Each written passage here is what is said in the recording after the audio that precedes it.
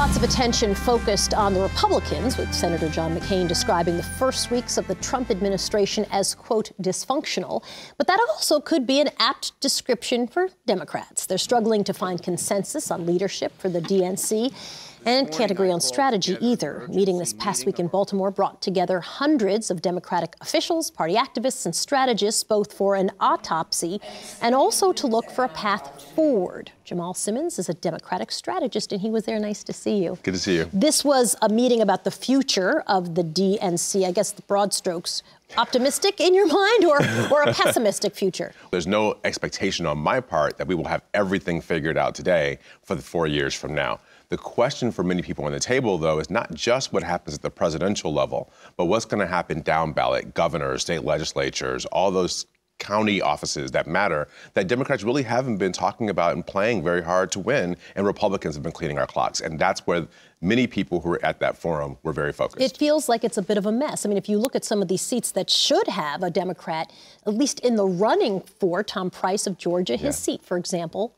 nobody to come forward. That's a strategic and tactical bit of a disaster, right? And look, the party's not ready yet. We're still recovering from what happened in November, but by the end of February, there'll be a new party chair. And I think they all have consensus that they want to focus on the down ballot. Yeah, do you think that that party chair can bring people together? Because even the battle for the party chair is very, very messy. And we're seeing these factions within the Democratic Party of certainly people who are more center left and then other people who are farther to the left. What is the vibe from that meeting about where the Democratic Party should go? The energy of the party is definitely on the left. People are looking for someone Where who is, on the left, though? Far left, middle left, center left? Well, you know, many of us would say, so the energy for the party is on the left, sort of in the people who were supporting Bernie Sanders, right? That Bernie Sanders wing of the party is definitely the ascendant wing. They've got the energy. They're on the streets. Far and left, right? Well, it depends on how you look at it. I wouldn't call it necessarily far left. Some of it is people who actually want to acknowledge the pain that workers are facing,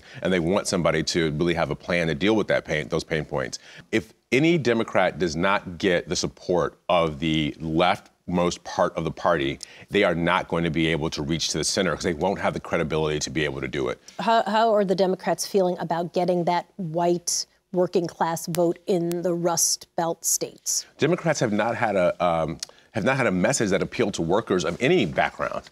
And so what most people were saying at this meeting was, we need a message for workers, regardless of what they look like and where they live. And if we can come up with that message, then the question is, how do you talk to them, and which messengers do you send into their communities to talk to them to make sure they understand what Democrats are up to? Do you think that Democrats are really missing an opportunity right now to leverage off of all the chaos that's existing on the, not really the GOP side, more like the administration sort of side of this puzzle? Or is it as part of a strategy to just stay out of it in any kind of organized way at this point? At some point, there's going to be an investigation into some of the president's other dealings and the Russia connections.